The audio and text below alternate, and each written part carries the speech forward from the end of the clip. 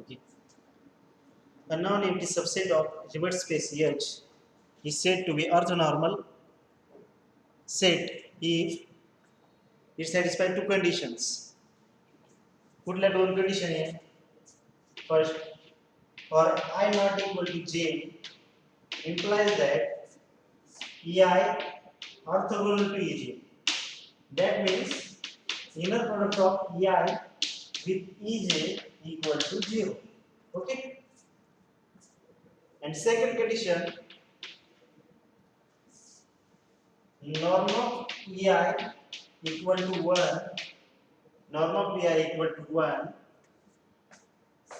for all I. Okay. Norm of EI equal to 1 for all I. That means if two elements are not equal, then they are mutually orthogonal to each other. That means in that set every element is mutually orthogonal to each other. त्याचं meaning काय होतं की प्रत्येक element दुसऱ्या एलिमेंटला काय orthogonally असा तो set असतो. पण तो स्वतःला काय स्वतः जर त्याचा इनर प्रोडक्ट जर घेतला, नॉर्म म्हणजे काय असतो? Norm is nothing but inner product of EI with EI that is equal to 1. Norm काय 1 आहे आणि इनर प्रोडक्ट काय 0 आहे. तर अशा टाइपच्या सेटला काय म्हणतात? Orthonormal set. And we know that basis is maximal orthonormal set. If we show any orthonormal set is maximal in that space, then this is nothing but basis. आपल्याला जर क्वेश्चन आला की show that EI is a basis for Hilbert space H, then how to show? We have to show this is a orthonormal set and is a maximal orthonormal set, then it becomes basis. Basis show करायचं कसं show करू शकतो आपण? Basis show करण्यासाठी आपल्याला तो orthonormal set पहिल्यांदा दाखवावा लागेल आणि ऑर्थोनॉर्मल सेट झाल्यानंतर तो काय दाखवावा लागेल? मॅक्सिमल. त्याला कंटेन करणारा कुठलाच दुसरा ऑर्थोनॉर्मल सेट नसेल, तर तो काय होतो? तुमचा बेसिस होतो. Basis is a maximal orthonormal set. Okay. तर आपण हे डिस्कस केलं होतं लास्ट लेक्चरला. त्यानंतर आपण एक थेरम पण बघितला होता. थेरम इझी होता, फक्त स्टेप बाय स्टेप आणि इनर प्रोडक्टची जे रूल्स आहे ते इनर प्रोडक्टचे रूल जर फॉलो केले तर तो थेरम एकदम इझी. त्याला जर आपण vessels inequality for orthonormal set असं म्हणतो, पण तो बेसल्स इनइक्वालिटी म्हणून विचारला जात नाही. जी बेसल्स इनइक्वालिटी ती थोडीशी वेगळी त्याच्यापेक्षा, ते आपण नेक्स्ट लेक्चरला डिस्कस करू, कारण त्याच्या अगोदर आपल्याला एक थेरम घ्यायचं आहे. ठीक आहे. आजच्या लेक्चरला जेवढं होईल तेवढं घेऊ. त्यानंतर नेक्स्ट लेक्चरला बेसल्स इनइक्वालिटी आपली असेल आणि त्यानंतर तो इक्वॅलिटी 4 स्टेटमेंट्स आर इक्वॅलिटी तो थेरम खूप इम्पॉर्टंट थेरम. तर आपल्याला ऑर्थोनॉर्मल सेट तुम्हाला बोललो होतो मी की तुम्हाला असं पण क्वेश्चन विचारला जाऊ शकतो की जर समजा हा सेट दिला आहे तर show that is a orthonormal set, is a orthonormal set.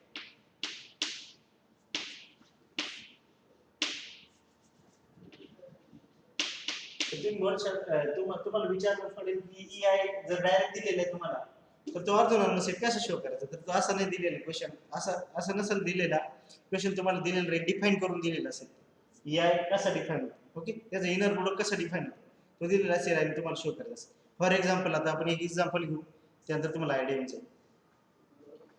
Okay. Hilbert space H आपण जनरल म्हणतो, इन जनरल, पण हिल्बर्ट स्पेसचं आपल्याला एक्झाम्पल घेऊन मग त्याच्यावरती बेसिस विचारले जाते किंवा ऑर्थोनॉर्मल सेट विचारले जाते. आता आपण एक्झाम्पल घेणार basis Hilbert space. Okay. Note down example.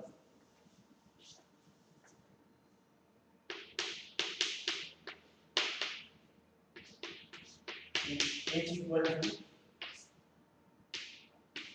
L2 complex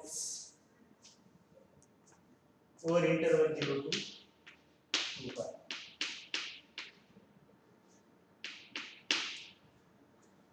We know that Hilbert space is nothing but complex Banach space. Okay. तुम्ही Banach space ची एक्झाम्पल बघितली, त्यात फक्त तुमचं जर फील्ड कॉम्प्लेक्स असेल तर ती काय होते? हिल्बर्ट स्पेस होते. That means Hilbert space is nothing but complex Banach space. Okay. तर आधी स्पेस घेतली, हा काय तर हा C complex C. Okay. Complex नंबरचं C ओव्हर 0 टू 2 पाय. इंटरवल काय ओव्हर 0 टू 2 पाय. हे काय असतं? इंटिग्रेबल फंक्शन असतात. इंटिग्रेशनच्या फॉर्ममध्ये असतात. आणि तिथं तुमचं डोमेन काय असणार आहे, कॉम्प्लेक्स, म्हणजे सॉरी डोमेन नाही, कोडोमेन काय असणार, कॉम्प्लेक्स असणार, कॉम्प्लेक्स व्हॅल्यूड फंक्शन असणार आहे. आणि इंटरवल कोणता आहे, 0 to 2π, म्हणजे इंटिग्रेशनचा जो लिमिट असेल ती काय असेल, 0 to 2π. म्हणजे काही खूप वेगळं दिलेलं असं काही नाही, पण ती हिल्बर्ट स्पेस आहे. ओके, आणि आपल्याला हिल्बर्ट स्पेस शो करायची गरज नाही, त्याच्यामुळे आपल्याला त्याच्याशी काही नाही, फक्त ही हिल्बर्ट स्पेस आहे एवढं समजून घ्या. आता आपल्याला त्याच्यावर ऑर्थोनॉर्मल सेट डिफाईन कसा होतो ते बघायचं आहे, म्हणजे त्याचं example. Okay, and for n belongs to z, and for n belongs to z, that means n belongs to set of integer, define en in h by, define en in h by en of t equal to en of t is equal to e raised to int, e raised to int. तुम्हाला माहिती आहे I म्हणजे काय, त्याला iota पण म्हणतात, complex number मधला imaginary पार्टचा तो आहे. ठीक आहे, upon root 2π, upon root 2π. Okay, तर आपल्याला जे बेसिकचे एलिमेंट कुठल्या फॉर्म मध्ये असणार आहे, तर या फॉर्म मध्ये असणार आहे, हे आपल्याला दिलेले, डिफाइन करून दिलेले. तर काय करायचं आपल्याला, देन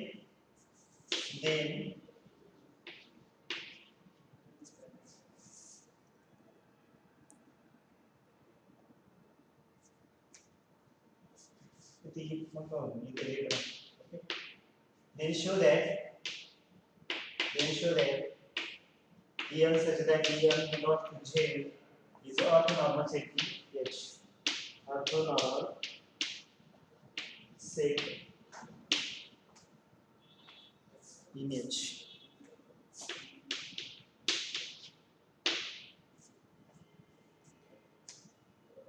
आता मी फक्त तुम्हाला काय करायचं त्याची फक्त आयडिया देणार आहे, एक्झाम्पल बाकी तुम्हाला सॉल्व्ह करायचं आहे. ठीक आहे, त्यात काही वेगळं काही नाही. आता आपल्याला काय करायचं असतं बरं, बेसिस दाखवायची, आपल्याला ऑर्थोनॉर्मल सेट दाखवायचं म्हणजे काय करायचं असतं, मी तुम्हाला डेफिनेशन परत परत सांगितली. तर अनम्यूट करा, अनम्यूट युअर सेल्फ आणि बोला. ऑर्थोनॉर्मल सेट दाखवायचं असतं म्हणजे नेमकं काय करायचं असतं,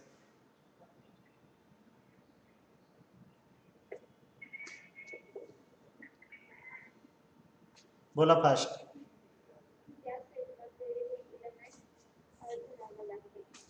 म्हणजे त्या सेटमध्ये प्रत्येक जी एलिमेंट आहे ती म्युच्युअली ऑर्थोगोनल दाखवायची कशी, बरोबर, ऑर्थोगोनल दाखवायची, ऑर्थोनॉर्मल म्हटल्यापेक्षा ऑर्थोगोनल दाखवायची अगोदर, आणि त्याची नॉर्म वन दाखवायची, म्हणजे ते इट सेल्फ काय पाहिजे, युनिट पाहिजे. ओके, मग आता मी याच्यातले कुठले दोन एलिमेंट जर घेतले E1 E2, तर ते दोन्ही एकमेकाशी काय पाहिजे, ऑर्थोगोनल पाहिजे, म्हणजे त्याची नॉर्म काय पाहिजे, सॉरी नॉर्मल इनर प्रोडक्ट काय पाहिजे, त्यांचा 0 पाहिजे. ओके, मग मी काय केलं, मला शो करण्यासाठी मग काय काय करावं लागणार आहे, En आणि Em मान, inner product of En with Em. मग हा इनर प्रोडक्ट कसा डिफाइन होणार,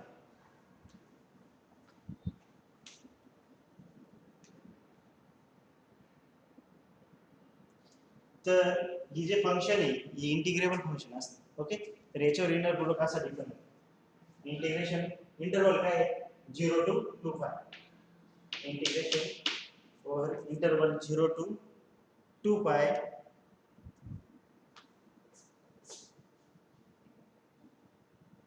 तुमचा En of t into Em of t dt.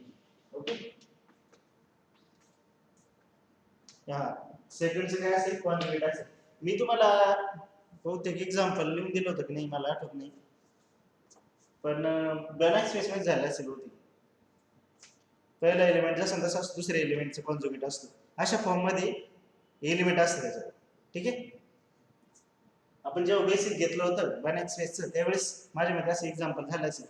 तर आता इथं कसं डिफाइन केलेलं आहे बघा, integration 0 to 2π En of t into conjugate of Em of t. आता इथं कॉम्प्लेक्स व्हॅल्यू फंक्शन आहे, त्याच्यामुळे इथं कॉन्जुगेटला खूप इम्पॉर्टंट. ओके, आता एन ऑफ टी आणि एम ऑफ टी डिफाईन करा, म्हणजे त्यांची व्हॅल्यू पुट करा या फॉर्म मध्ये, ते व्हॅल्यू पुट करा आणि इंटिग्रेशन सॉल्व करा फास्ट. काही इंटिग्रेशन 0 to 2 पाय एन ऑफ टी काय आहे, e raise to I N T into M of T चा काय आहे बाय. ओके, आपण काय √2 पाय इनटू √2 पाय dt. बघा बरं काय येतं तुम्हाला प्रॉपर्टीज माहिती सर.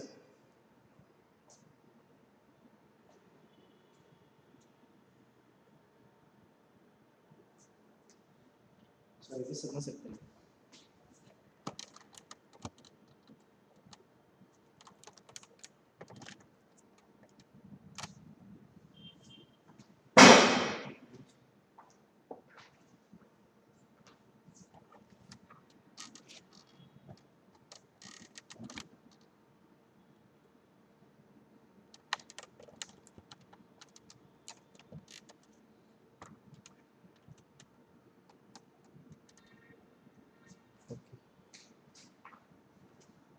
इंटिग्रेशन सॉल्व करायचंय. सॉरी इथं आय एन टी नाही, आय एन टी. ओके, तर बघा 12 आला म्हणजे कॉन्जुगेट कशाचा असणार आहे, आय चा कॉन्जुगेट असणार आहे. तुम्हाला माहिती आहे, जर समजा a प्लस बी आय जर असेल किंवा बी आयोटा आयोटा म्हणता येईल, ठीक आहे, तर त्याचं कॉन्जुगेट म्हटल्यानंतर काय काय येणार, conjugate a minus B I, म्हणजे जो इमॅजिनरी पार्ट असेल त्याला काय येतं, निगेटिव्ह साईन येतं. तसं इथं काय आहे नंबर हा आय एम टी, म्हणजे आय चा कॉन्जुगेट काय येणार तिथं, minus I M T. Okay, मग नेक्स्ट स्टेपला काय येईल,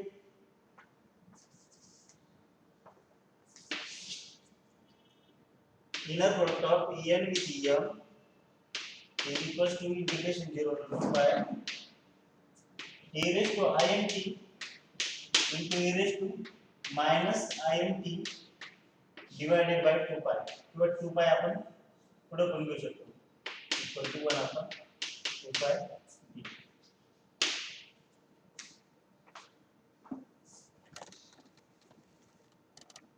ओके, करा बरं सॉल्व. आता तर समजायला पाहिजे, आता काय अडचण नाही, पुढचं सॉल्व करू शकता तुम्ही इंटिग्रेशन.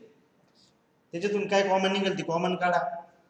ए रेज टू ती power L e raise to x चे इंटिग्रेशन सर्वांना माहिती, पटकन सॉल्व करायचे आणि ग्रुपवर टाकायचे किंवा कमेंट करा.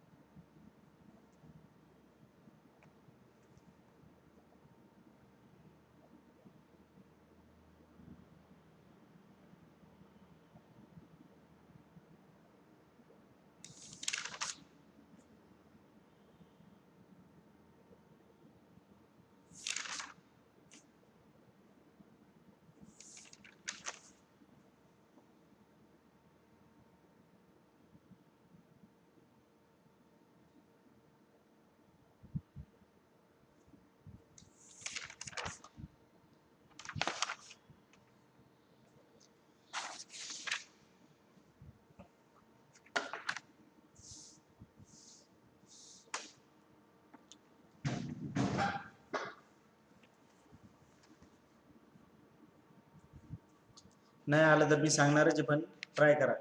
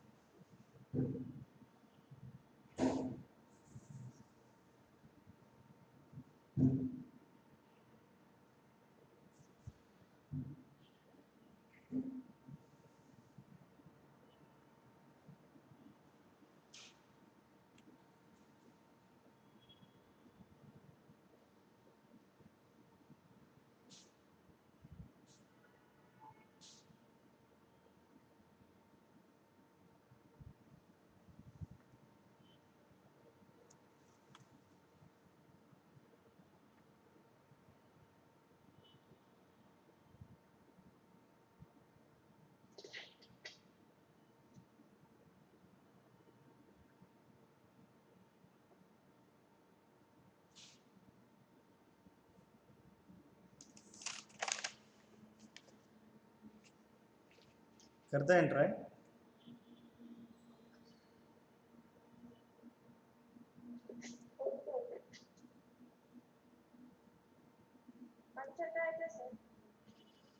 तुम्हाला तिथं दोन कंडिशन घ्यावं लागणार आहे, एन इक्वल टू एम आणि n not equal to M.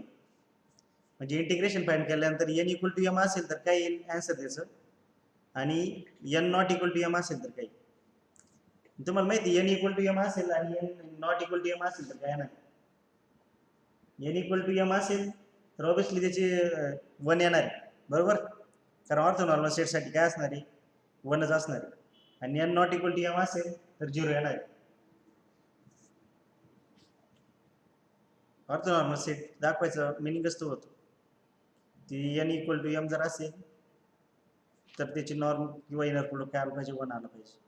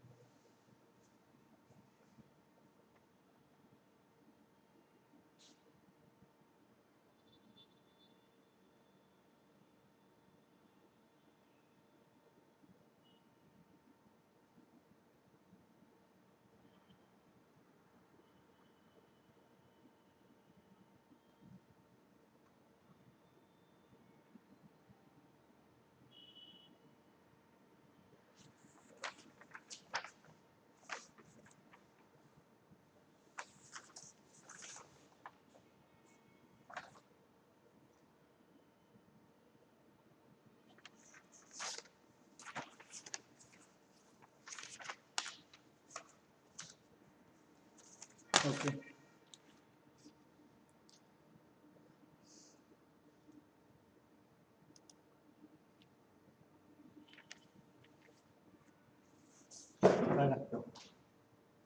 काही integration 1/2 pi integration 0 to pi e raise to I n common निघेल, सॉरी आय टी कॉमन निघेल, किंवा असं लिहू शकतो i n minus m into t. Okay, d t हे का इंटिग्रेशन काय येईल त्याचं मग 1/2 पाय e raised to I n minus m t upon I into n minus m. Okay, 0 to 2 pi. आता तुम्हाला फक्त t ची व्हॅल्यू पुट करायची.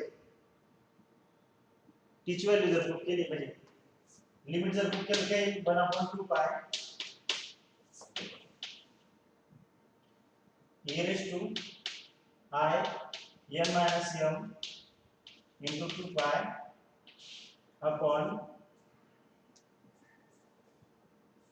I into n minus m minus e raised to 0 1 upon I minus I into n minus m.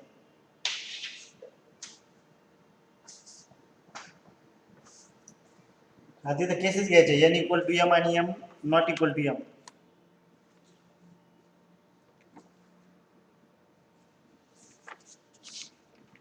दोन्ही cases वरून आता तुम्हाला ते शो करायचं आहे. ठीक आहे,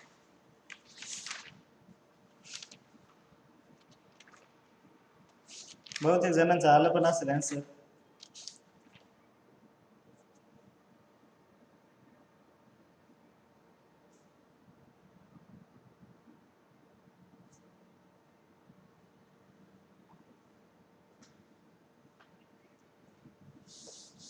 आणखी काय सिम्प्लिफाय करता येईल बरं, 1/2 pi into i n minus m बाहेर काढला मध्ये काय होणार आहे e raise to i into n minus m 2 pi minus 1 okay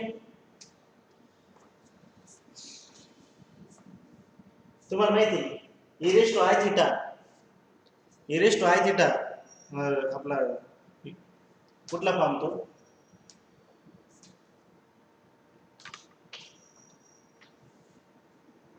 complex number मध्ये कुठला फॉर्म असतो Euler's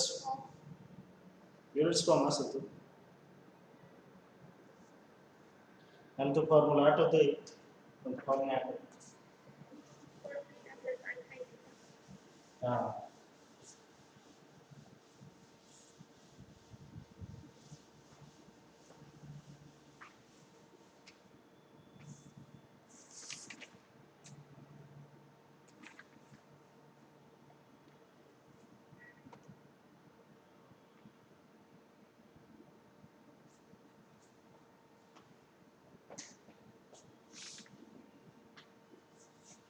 e raised to in theta काय येतं त्याचं cos n theta plus i sin n theta okay आपल्याला तो theta अप्लाय करायचा मग काही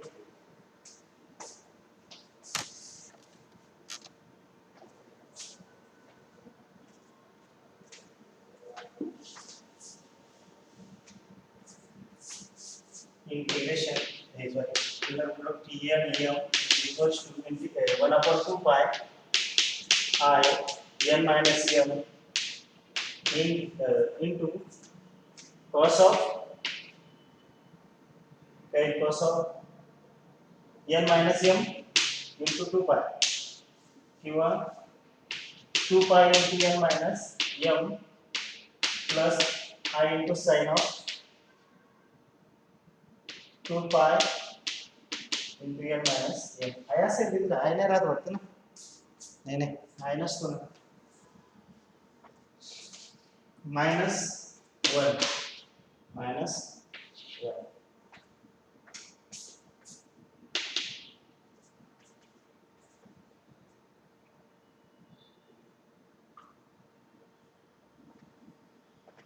आणि तुम्हाला माहिती आहे की n आणि m काय इंटिजर्स ओके n आणि m काय इंटिजर्स तर इंटिजर्स असल्यामुळे याच्या दोन्ही जी सबट्रॅक्शन असणार आहे ती पण एक इंटिजरच येणार आहे आणि इंटिजरनं जर मल्टिप्लाय केला तर हा अँगल काय बनेल सम इंटिजर इंटू 2 पाय मग तो अँगल काय येणार आहे cos 2 पाय काय असतो नेहमी सॉरी cos इवन थीटा काय असणार आहे नेहमी 1च असणार आहे ओके 2 च्या मल्टिपल मध्ये अँगल आला म्हणजे तो काय येणार आहे 2 पाय म्हणजे 2 पायच्या मल्टिपल मध्ये येणार आहे म्हणजे काय येणार तो 1 येणार आहे ओके आणि sin 2 पाय च्या मल्टिपल म्हणजे sin चा अँगल 2 पायच्या मल्टिपल मध्ये असेल तो काय असतो 0 असतो पण हे केव्हा पॉसिबल आहे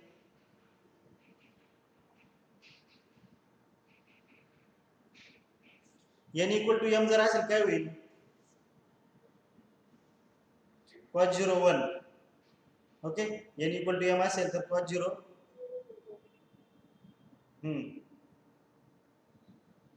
हा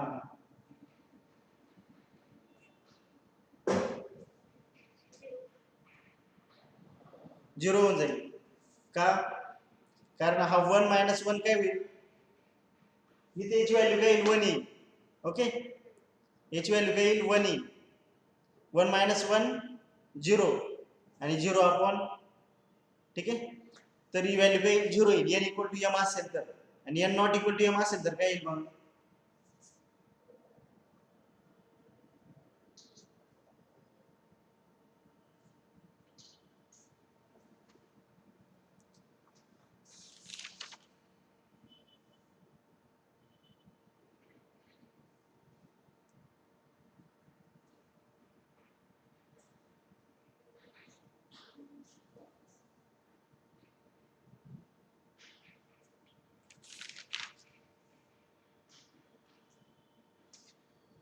सॉरी आपल्याकडून थोडंसं चुकलं इकडे जे आहे इथंच केसेस घेत आहे, इथं एवढं पुढे जायची गरज नाही.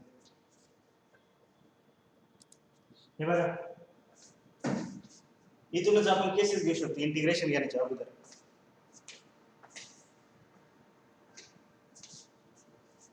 इथपर्यंत आले तुम्ही, या फॉर्म मध्ये लिहिलं, इथंच केसेस घ्या. n इक्वल टू जर m असेल तर इथंच प्रश्न सुटून जातो तुमचा. n इक्वल टू m असेल तर काय होईल, e रेज टू 0 येईल ना, आणि e रेज टू 0 काय होईल, 1 होईल.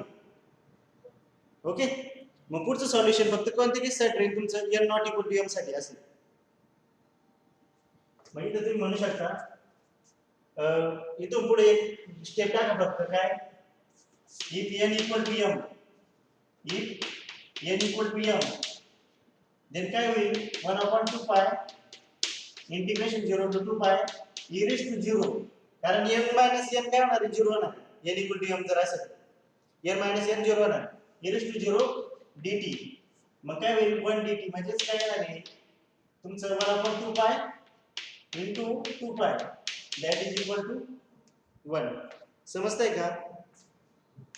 इथंच तुम्ही केस घेऊन टाका, काय, n equal to m, n equal to m जर असेल तर हे काय येणार, e रेज टू 0 येणार आहे. e रेज टू 0 काय असतं, 1. मग काय होईल, 1/2 पाय इंटिग्रेशन काय येईल, 0 to 2 पाय dt. 0 to 2 पाय dt चं इंटिग्रेशन काय येणार, 2 पाय येणार. 2 पाय कॅन्सल होतील आणि काय येईल तुमचं फायनल आन्सर 1. म्हणजे en जर असेल, en जर असेल तर काय येते तुमचा इनर प्रोडक्ट 1 येतो. पण सेकंड केस इथून स्टार्ट होईल तुमची, if n not equal to m, if n not equal to m, then पुढचं सॉल्युशन तुमचं, मग ते सॉल्युशन कुठपर्यंत येईल, इकडं. ओके, आता ही सेकंड स्टेप आहे तुमची. इथं काय होईल, इंटिग्रेशन हे आलंय पण इथं n not equal to m तेव्हा हे पॉसिबल आहे. कारण n इक्वल टू m जर झाला, प्रॉब्लेम काय, n इक्वल टू m जर झाला तर इथं तर 0 येईलच येईल, पण इथं पण 0 येईल. म्हणजे ते वेल डिफाईन असेल का, नाही, कारण इथं पण 0 असणार आहे, वर पण 0 असणार आहे. आपल्याला माहिती आहे आपण काय करायचो, हा फॉर्म याला सुद्धा जो रूल आहे तो यूज करण्यासाठी हा फॉर्म, म्हणजे या फॉर्म मध्ये जर असेल तर यूज करू आपण 0/0. ठीक आहे, तर हा फॉर्म म्हणजे n इक्वल टू m इथं अलाउड नसेल, m not equal to m च्याच केस मध्ये हे करू शकतो आपण. मग इथे n not equal to m आहे. ओके, मग हा काय 1 होईल, कशा होईल 1, कारण 2 पायचा मल्टिपल म्हणजेच 1 होईल पास. हा 2 पायचा मल्टिपल साइन 0 होईल. 1 minus 1 0 upon this quantity total becomes 0. म्हणजे काय 1/2 पाय I m into m minus m into 1 minus 0, 1 plus 0 minus 1, that is 0. Therefore inner product of em with m equal to 0. अगोदर समजलं ना काय करायचंय, हे बघा इथपर्यंत सॉल्व्ह केल्यानंतर इथं केस फर्स्ट म्हणा किंवा if n equal to m म्हणा direct. If n equal to m असेल तर वरती 0 होऊन जाईल, e रेज टू 0, आणि मग काय तिथे पुढचं इंटिग्रेशन सॉल्व्ह करून तुम्हाला काय लागते आन्सर बनेल. ही second case, if n not equal to m जर n not equal to m असेल तर पुढचं सॉल्व्हेशन, आणि फायनली तुम्हाला काय मिळेल, 0. From both the cases, we can say that inner product of en with m is equal to 1, 0. 1 केव्हा आहे, n equal to m, if n equal to m, and 0 केव्हा आहे, n not equal to m. Hence en is a orthonormal set, जो काय तुमचा set दिलेला असेल orthonormal set image. Okay, or for given inverses. Everybody got it? सर्व समजलंय का? Okay, बाकीचे कमी कमेंट तर करा. समजलं नसेल तर परत विचार, कुठे काय अडचण असेल तर विचारलं जाऊ शकतो ऑर्थोनॉर्मल सेट दाखवण्यासाठी.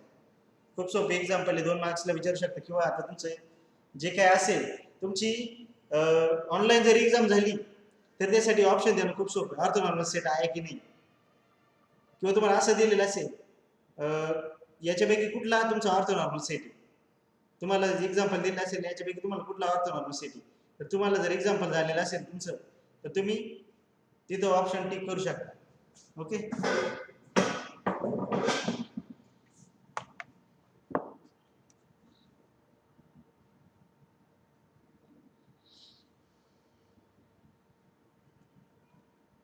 आपण नेक्स्ट थिअरम बघणार आहोत.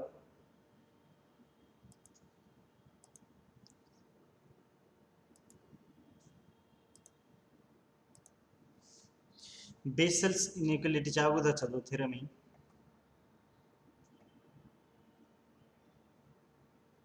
बघा, आपण काल इथपर्यंत बघितलं होतं, हा थिअरम आपण काल शो केला. ओके.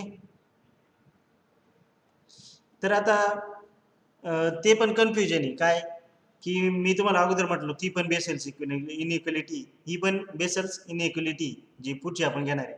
मग दोन्हीमध्ये डिफरन्स काय, तर दोन्हीमध्ये डिफरन्स हा आहे, जो पहिला फर्स्ट थेरम घेतला त्याला पण बेसल्स इनइक्वालिटी म्हणतात, तुमचा हा जो थेरम झाला तो. Okay.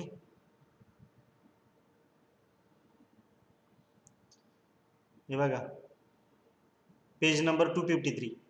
This is usually called Bessel's inequality, as well as we shall see below. It is only a special case of more general inequality. Means याचं मिनिंग काय होतं, ही पण बेसल्स इनइक्वालिटीची, पण चेंज काय आहे, तर इथं बघा तुमचं स्टेटमेंट मध्ये काय दिलेलं आहे, फायनाईट ऑर्थोनॉर्मल सेट म्हटलंय, फायनाईट ऑर्थोनॉर्मल सेट.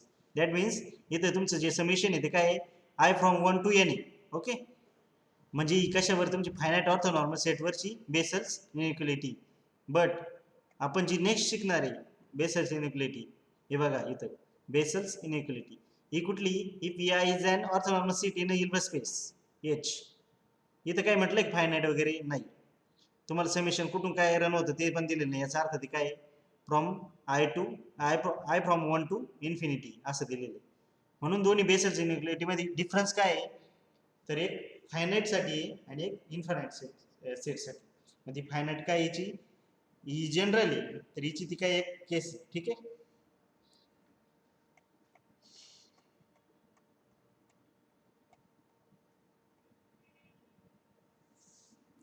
ओके. तर आपण आता हा थेरम बघणार आहे. If AI is an orthonormal set in a Hilbert space H. आता आपण ऑर्थोनॉर्मल सेट बघितला काय असतो, त्यानंतर त्याचे एक्झाम्पल पण बघितलं, तुम्हाला आयडिया आली असेल की ऑर्थोनॉर्मल सेट काय असतं नेमकं. ही गोष्ट लक्षात ठेवा, मॅथमॅटिक्स मध्ये इम्पॉर्टंट गोष्ट आहे की ऑर्थोनॉर्मल सेट म्हणजे नेमकं त्याचा बेसिसशी काय संबंध असतो. तर बेसिस जे तुम्ही शो करता, बेसिस हा मॅक्झिमल ऑर्थोनॉर्मल सेट असतो. मी अगोदर पण ते सांगितलं, मॅक्झिमल ऑर्थोनॉर्मल सेट म्हणजे काय, की त्याच्यापेक्षा मोठा ऑर्थोनॉर्मल सेट असू शकत नाही. जर तुम्ही त्या ऑर्थोनॉर्मल सेट हा आय फ्रॉम 1 to n जर असेल आणि n+1 एलिमेंट जर ऍड केला त्याच्यात, तर तो ऑर्थोनॉर्मल सेट होत नाही. ठीक आहे. तो ऑर्थोनॉर्मल सेट राहत नाही. ऑर्थोनॉर्मल सेटचे ते दोन प्रॉपर्टी, त्याच्यापैकी कुठली तरी एक प्रॉपर्टी तो सॅटिस्फाय करणार नाही. ओके. म्हणजे मग बेसिस तुमचं काय असणार आहे, मॅक्झिमल ऑर्थोनॉर्मल सेट असणार आहे. मग त्याच्यावर तुम्हाला ऑर्थोनॉर्मल सेट त्याचं एक्झाम्पल समजलं असेल. ठीक आहे. तर स्टेटमेंट सर्वांनी बघितलं. अँड काय दिलेलं पुढे, and if x is any vector in H, x काय कुठला एक वेक्टर घेतला एच मध्ये, देन द सेट यस त्याचा इनर प्रोडक्ट बेसिसचे एलिमेंट सी काय येतोय, नॉन झिरो येतोय. असा सेट यस कसा सेट आहे बघा, if x is any vector in h, बेसिसचे जे एलिमेंट आहे ते बेसिसचे एलिमेंट सोडून तुम्ही कुठला एक वेक्टर घेतला. ओके. त्याचा जर इनर प्रोडक्ट घेतला बेसिसच्या एलिमेंटशी, तर तो काय येतो, नॉन झिरो. मग हा सेट एक तर काय असेल, अशा एलिमेंटचा सेट एक तर काय असेल, एमटी असेल किंवा काय असेल, काउंटेबल असेल. असं आपल्याला शो करायचं. म्हणजे असे inner product not equal to zero येणारे असे जे एलिमेंट आहे ते एक तर नसतीलच किंवा ते काय असेल, मोजके असेल, काउंटेबल असतील. हा आपल्याला शो करायचं. ठीक आहे. तर आपण आता बघू.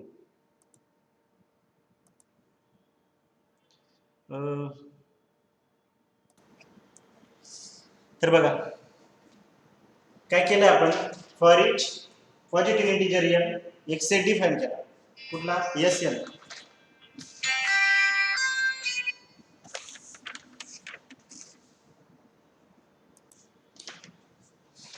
For each positive integer n consider set, हा सेट आपण डिफाइन केला कशा फॉर्म मध्ये, mod of inner product of x with I square greater than norm of x square upon n.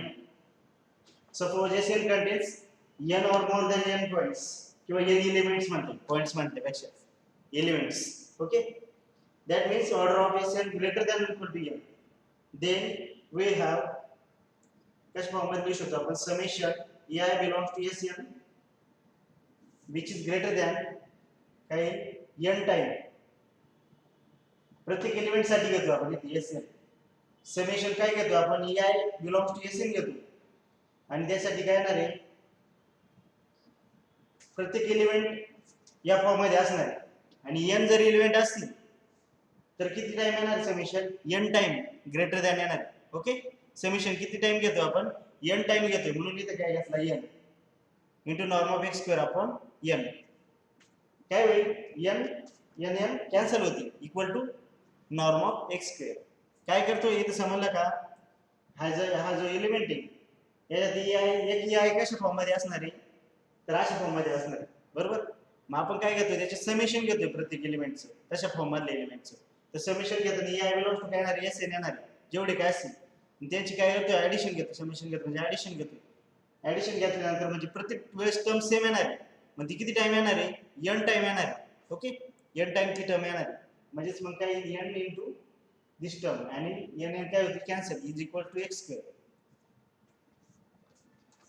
आता नेक्स्ट, बट वी हॅव, आपण जो finite orthonormal set साठी जी vessels inequality बघितली तिच्यानुसार काही similar in condition. Okay, finite साठी, but काय this is less than or equal to norm of x square. इथं काय येते, greater than norm of x square येते, म्हणजे इथं काय norm of less than equal to norm of x square.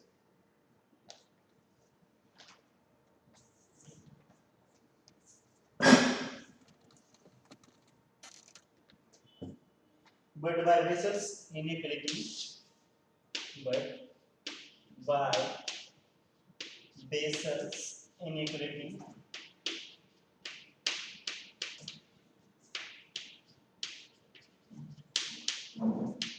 for finite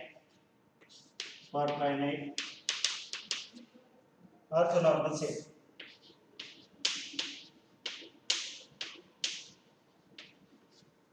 for finite orthonormal set, we have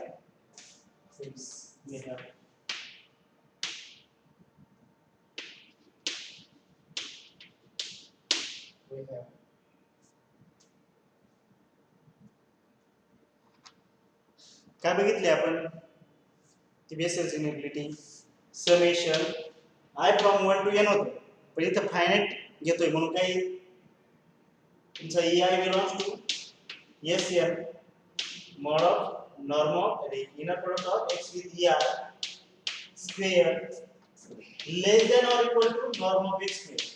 जो first theorem झाला तुमच्या टॉपिक वर त्याच्यात दिलेलं बघा, तिथे फक्त इंडेक्स दिली तुमच्या i फ्रॉम 1 टू n, इथे तुमची इंडेक्स काय आहे, हा सेट आहे. Okay, ei belongs to Sn. याला इक्वेशन किंवा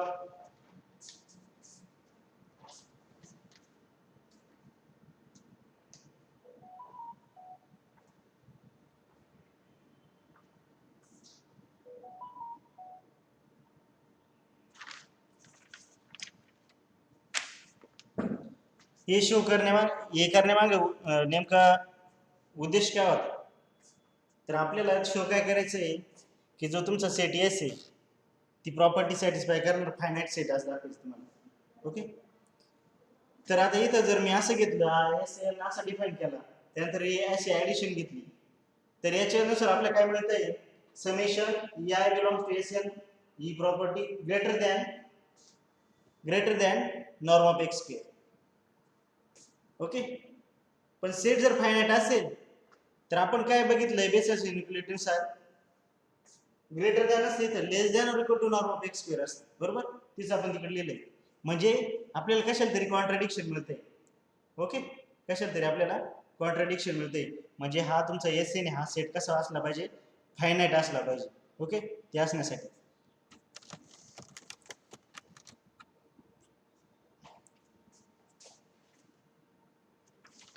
this contradiction to one, this is a contradiction, this is a contradiction equation one. म्हणजे कॉन्ट्राडिक्शन मिळतंय म्हणजे आपलं स्टेटमेंट आपण जे करतोय ते काय more than n points, more than n points हे काय फॉल्स. ओके, म्हणजे काय असणार त्याला फायनाईट, त्याची ऑर्डर काय असणार आहे फायनाईट असणार. आपण काय सपोज केलं होतं, suppose S n contains n or more than n points असं सपोज केलं होतं. म्हणजे ऑर्डर त्याची काय सपोज केली ती एन किंवा एन पेक्षा जास्त. तसं जर केलं तर आपल्याला काहीतरी कॉन्ट्राडिक्शन मिळते. मग याचा अर्थ काय, त्याची ऑर्डर काय असणार तुमची obviously n or greater than equal to n आहे. तर त्याची ऑर्डर काय येणार आहे, स्टेटमेंट जर असं दिले तुम्हाला n or greater than equal to n, तर याचं कॉम्प्लिमेंट काय येणार आहे, बोला पटकन. एन किंवा ग्रेटर दॅन एन जर असेल तर त्याचं कॉम्प्लिमेंट काय येणार, त्याचे अपोजिट काय येणार.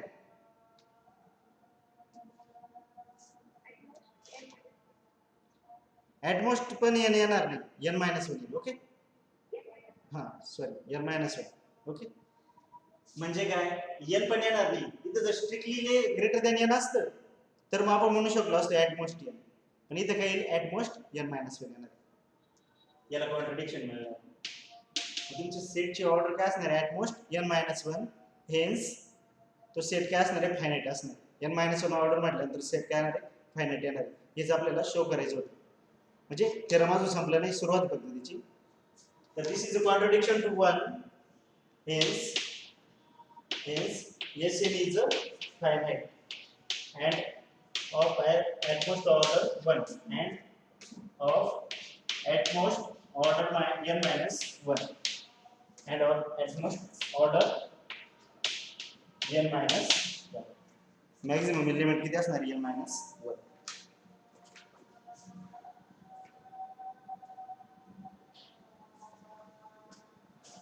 ठीक आहे. आता जो आपला नेक्स्ट पार्ट आहे जो आपण शो करायचा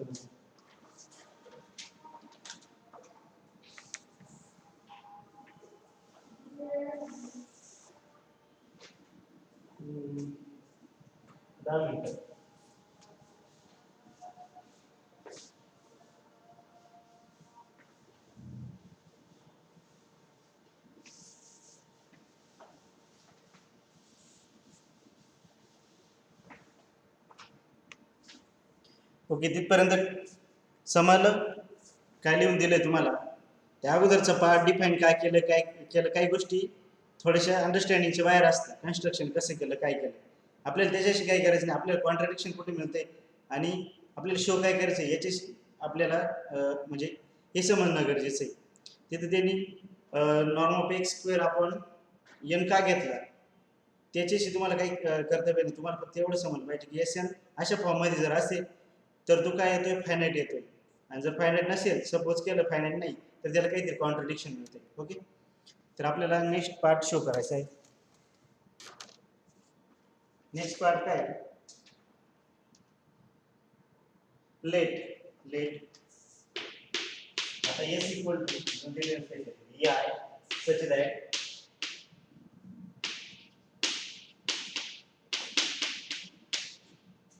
हा सेट आपल्याला दिलेला आहे. Okay, suppose ei belongs to s,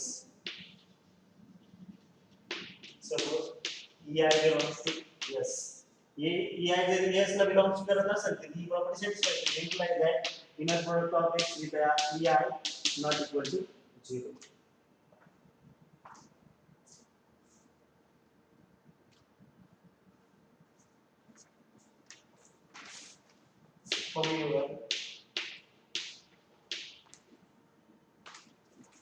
However, small value however maybe small value of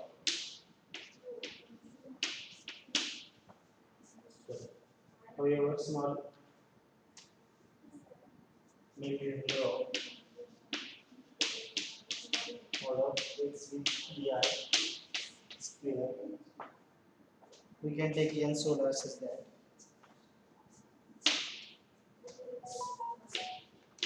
we can take n so large such that we can take n so large such that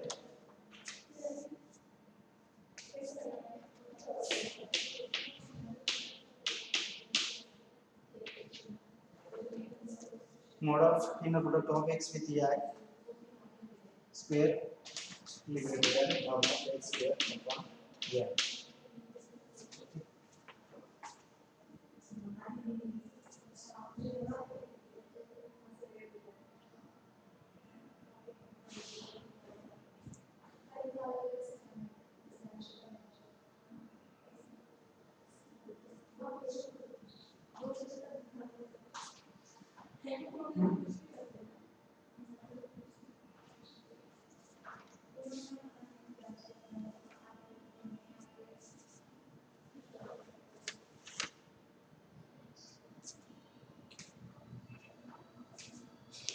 next काय दिलं आपल्याला let is equal to this set जो define करून दिली suppose e belongs to S. आता आपण तो S N का डिफाइन केला होता तर आपल्याला माहिती काउंटेबल जर दाखवायचं असेल तर आपल्याला finite union of countable set असं दाखवावं लागतं. काउंटेबल तेव्हा होतं ठीक आहे.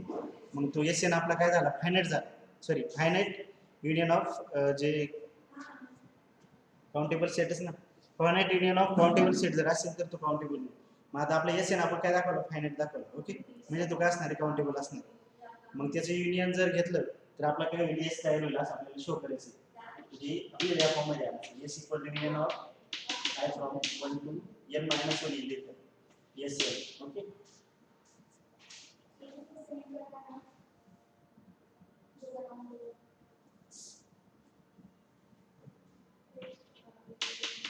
n from 1 to n minus 1.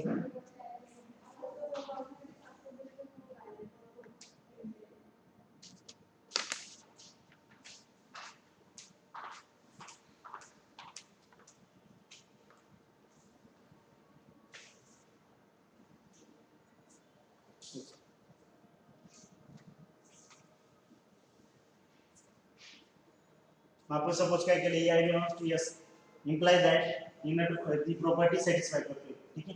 However small may be value of this mod of inner product of x with ei square. We can take n so large such that this condition happen okay. म्हणजे याची value किती पण छोटी असली तर आपल्याला n ची value इतकी मोठी घ्यायची की आता तुम्हाला माहिती आहे डिनॉमिनेटरची व्हॅल्यू जर मोठी असेल तर या क्वांटिटीची व्हॅल्यू काय होणार आहे कमी होणार आहे ओके. म्हणजे आपल्याला याची व्हॅल्यू किती छोटी असली तर आपल्याला यांची व्हॅल्यू इतकी लार्ज घ्यायची की क्वांटिटी काय असणार आहे याच्यापेक्षा छोटी असणार आहे. समजतंय. हवेवर small maybe value of this याची किती स्मॉल व्हॅल्यू असली तर आपल्याला त्याच्यापेक्षा याची व्हॅल्यू छोटी बनवण्यासाठी काय करावं लागणार आहे डिनॉमिनेटर काय घ्यावं लागणार आहे लार्ज घ्यावं लागणार आहे. जितका लार्ज डिनॉमिनेटर असेल तितकी छोटी व्हॅल्यू असेल बरोबर ना. आपण 1/2 1/3 जर घेत गेलो तर लास्टला व्हॅल्यू काय होणार तुमची कमी होत जाणार. म्हणून याची व्हॅल्यू जितकी मोठी असेल तितकी याची व्हॅल्यू किती काय असेल स्मॉल असेल याच्यापेक्षा ठीक आहे.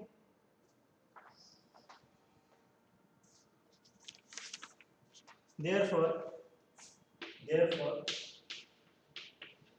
ei belongs to s implies ei belongs to काय बघा तुमचा sn ei belongs to s implies ei belongs to sn person n person n. Thus we can write thus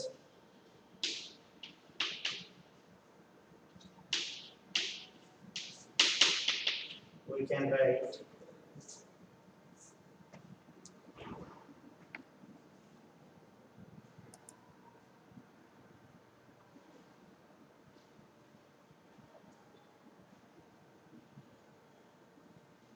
we can write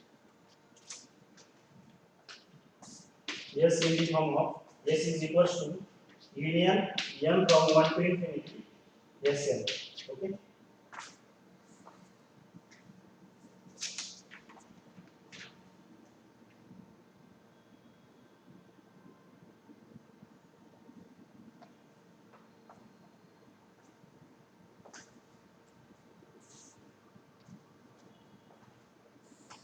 Thus n can be S can be expressed as countable union. मी finite union म्हणत होतो. Finite union नाही, countable आणि finite मध्ये तुम्हाला difference माहिती आहे ना. Set of natural number countable, set of natural number काय काउंटेबल, आणि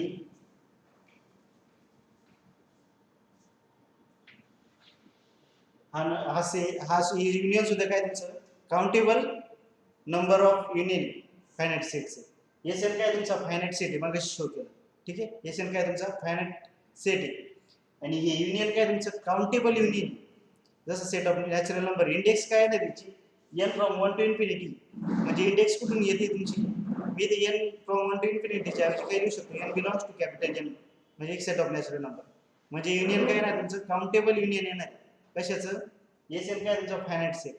ओके, EI बिलॉंग्स टू काय होतो एस होतो, imply that EI belongs to SN. SN तुमचा सेट काय होता, SN या फॉर्म मध्ये होता.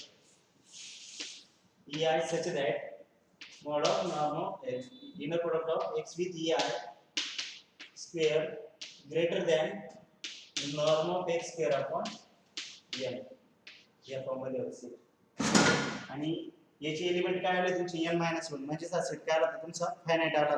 ओके, मग EI बिलॉंग्स टू SN जर S जर होत असेल तर तो कशात जातो SN मध्ये जातोय. प्रत्येक EI साठी काहीतरी एक SN मिळतोय. मग फॉर सम n म्हटले. Okay, thus we can write S equal to n equal to 1 to infinity SN. म्हणजेच काय SN चा काय बनतोय is a countable union of finite set, countable union of finite set. Okay, आणि countable union of finite set is again countable.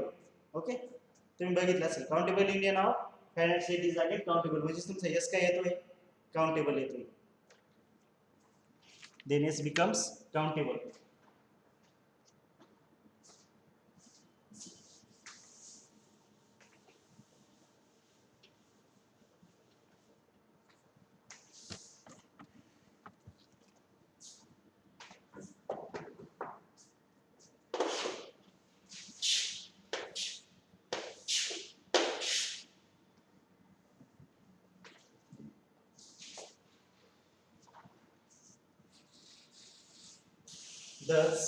Thus S can be expressed as, thus S can be expressed as countable union of, thus S can be expressed as countable union of finite set, countable union of finite set, countable union of finite set. And we know that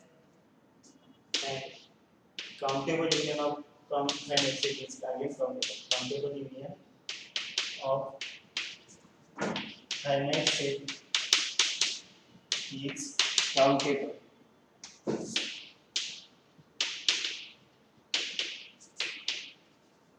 That implies S is countable.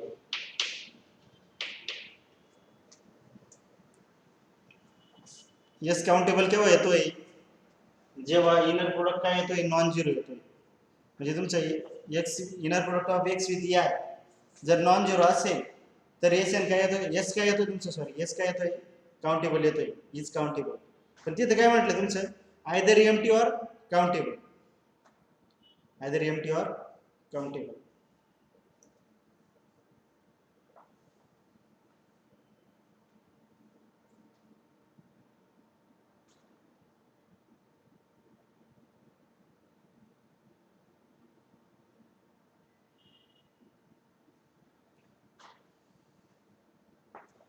If inner product of x with I equal to 0 for all I.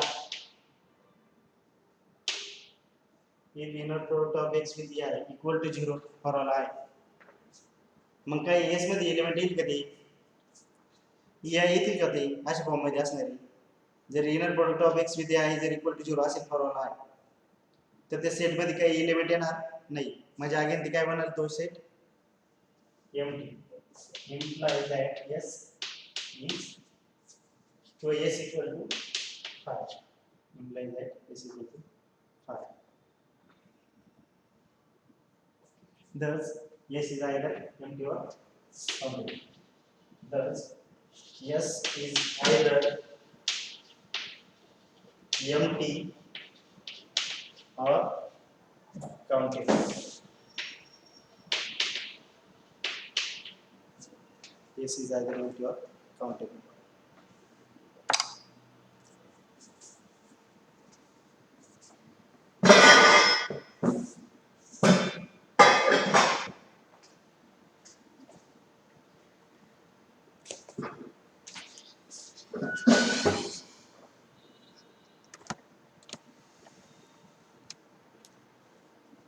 Product of x with E I म्हणजे प्रत्येक basis सोबत x चा inner product जर 0 आला तर s मध्ये एक पण एलिमेंट येणार नाही. तसं जर असेल तर मग काय येतो तो एम्प्टी येतोय. म्हणजे s आयदर एम्प्टी असेल किंवा काउंटेबल असेल. ठीक आहे, हेच आपल्याला शो करायचं होतं. आता याच्या हेल्पने आपण बेसल्स इनइक्वालिटी उद्या शो करू. ठीक आहे, आय होप थोडंफार समजलं असेल. थेरम एक्झाम्पल पण सोपं होतं.